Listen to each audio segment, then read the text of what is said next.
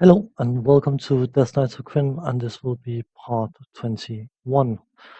In last episode we tried to get hold of Sebas, but he was missing, and we found an earring implicating Ariela from Kalaman. So we should probably go and check. Dragons in the distance. You try to flee, but you cannot escape them.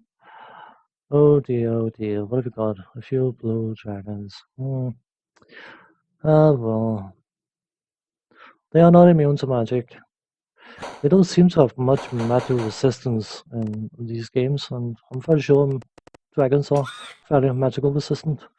But we got Footman's Dragonlance, so if they survive this blast, well, he'll reduce damage now, of course, because it is his hit points worth of damage. So if he's reduced to 2 hit points, the Footman's Dragonlance, which is a +5 weapon, will do 2 damage. So that's something to be mindful of. But we are overfunded.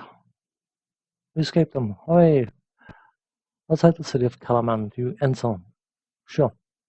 City knights greet you. Our commander begs on you. He's down the lanes to the right. Right. Let's go down and say hi. You know your girlfriend? She's probably an evil witch. Just say it. I'm not judging. I'm just saying facts. You don't mind me saying that, do you? No? No?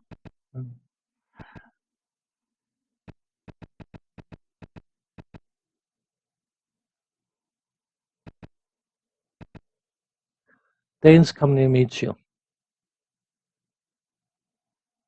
What news? Do you show him the earring? Sure. Dane listens quietly as you tell Sabers. He bids his major, guard them, and takes the earring down the hall. As you wait, the major speaks. Thank Paladin, you've come. Some of us have had suspicions for some time. Lately, even some knights have disappeared without trace. But we lacked proof of her dark intent. She told Dane she had gone to Cerberus to visit her older sister. She goes there quite often. He will be furious at being deceived.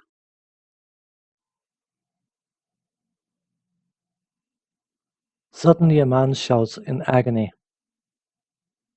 Dane, all rush forward. Ariella stands over Dane's body.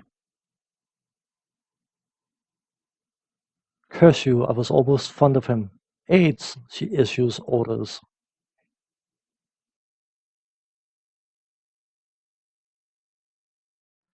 You three, take our captive at once to our mistress, Kitiara. Perhaps he will tell her his secret. Do not let Soth's warriors take him alive. Hurry now, be gone. The rest of you, assume your true forms and teach these meddlers a lesson. Oh well, Shivax, or Shirax, was a funky name for an anime type. They're not much of a challenge.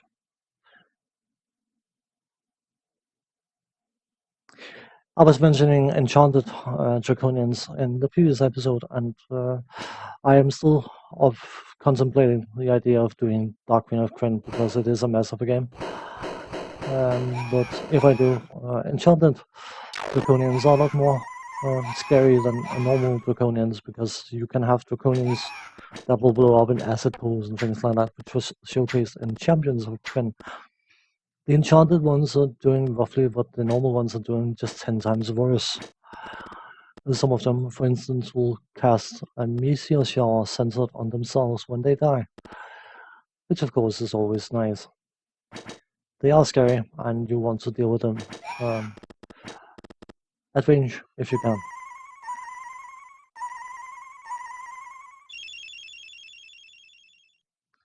Casting Hold Monster. You cannot use Hold Person against a non-humanoid enemy, but Hold Monster can be used against monsters and against humanoids. So it's basically enemies, as long as they can be affected by that kind of magic, of course.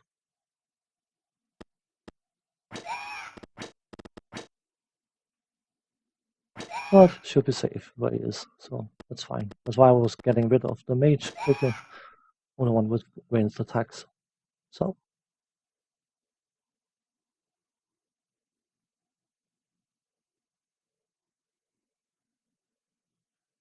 Major Thames takes charge. Watch her, I'll secure the area.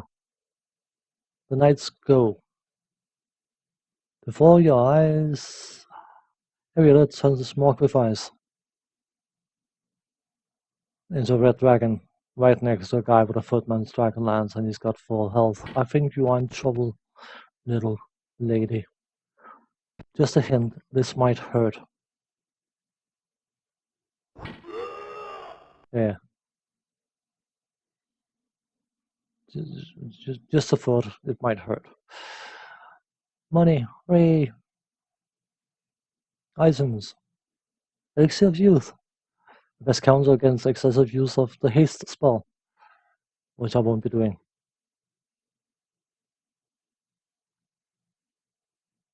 You spot something. The object is a heavy metal key embellished with loops and swirls. The barrel is shiny from long use. Inset in the key's handle is the word Denisa, set in flowing feminine script. Across to the southwest. I wonder what that could be.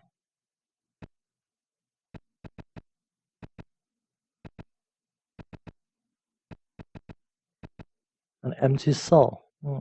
Shivax. A random encounter. Let's get it done and dusted.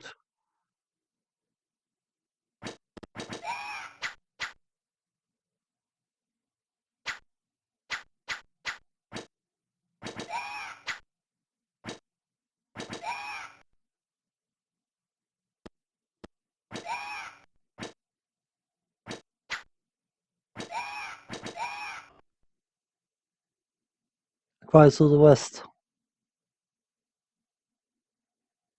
We should probably follow. Vandal, thieves, fellows clutch their breath, and blah blah blah. Ahead, the fabric wall is slashed open. Amid upset carts, people peer warily at you. We are now on the chase. They've led towards the end. We'll hold the gates. I got out about 3 minutes of running around in circles, which I'm good at doing.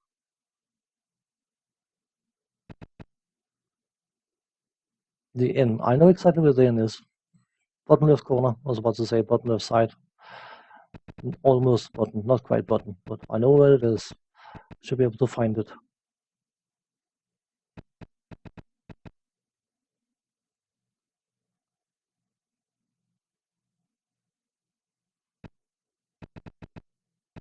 Ariel's troops hold a man.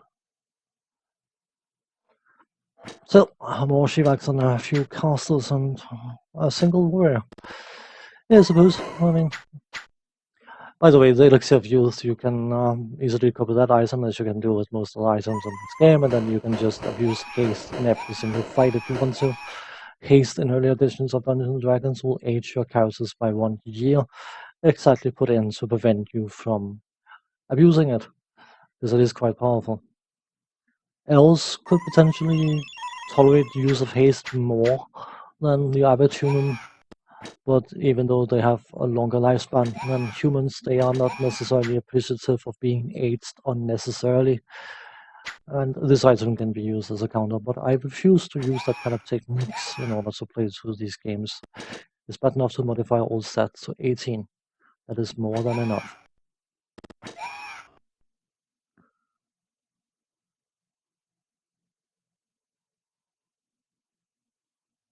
A single dart. I know what dart that is, and it is a funky one. Of course, a bandit mail, but probably got better than that.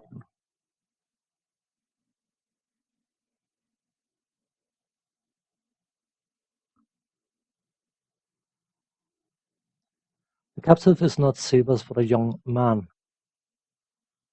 Yes, are you named Cold? Yeah? Message for you. I was following some suspicious men when they suddenly grabbed me. Turns out they were Ariela's spies and they locked me up in the commander's house. Soon they brought another man in, a bleak-looking chap. Looked half dead. They chained him up too and left us a while. The fellow whispered to me, I must trust you to deliver a message for me. He specified you by name. This was the message, that the key to Sauce's doom is the rod of omniscience. This fellow found it and hid it in a place called Boy's Wood. He said you must go to Dulcimer in order to get there. I think he wanted to say more, but then the Seavax returned and hustled us off into the bazaar. Someone was chasing us, so the Seavax split into two groups. I guess the group holding this fellow Seavas managed to escape. He teaches a chant that will help you in Dulcimer. Cold was the character we had active when we spoke to Seavas first time, that's why he's been the one being referred to. So I picked up that name when I was looking for an elven name for a character when I was playing pen and paper, and they suggested Quilt being one of many male elven names. So I've adopted it since. I can't go and train because it's night time. Bugger.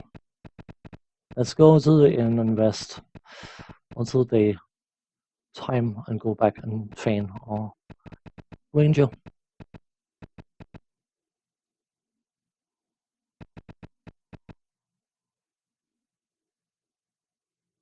Used to be playing Dungeons and Dragons pen and paper somewhat regularly, but then we started playing Shadowrun instead, which is, in my opinion, you may or may not like the setting. I can take it or leave it, but from a pure role-playing perspective, I think Shadowrun, in many ways, are superior, or is superior to Dungeons and Dragons, but that's personal preference, of course.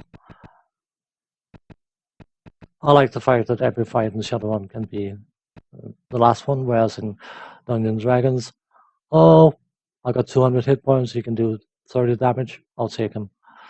You don't operate like that in Shadowrun. You didn't. I don't know whether they've been softening the rules over the years. It's been quite a while since I've played it, unfortunately. Dance of Hornet's Nest. I'm fairly sure I showcased one of those earlier, and I'm fairly sure I will get to use it anyway. It basically can strike up to, I think, 12 times or something. So it can sound rather funky if you have the game running at a high speed.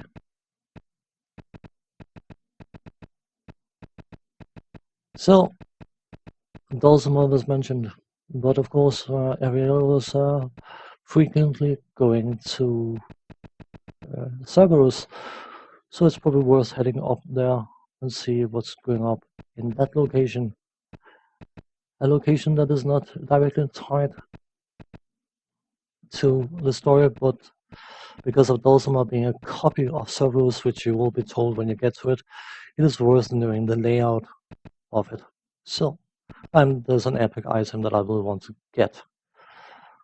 We can train our ranger. Well, 13 paladin and 14 ranger. Hooray! That should guarantee him 2 attacks per round now. Always lovely. But we're about done here, so we will head to the exit and then I will call it an episode and say thanks for watching. Take care and see you next time. Bye bye for now.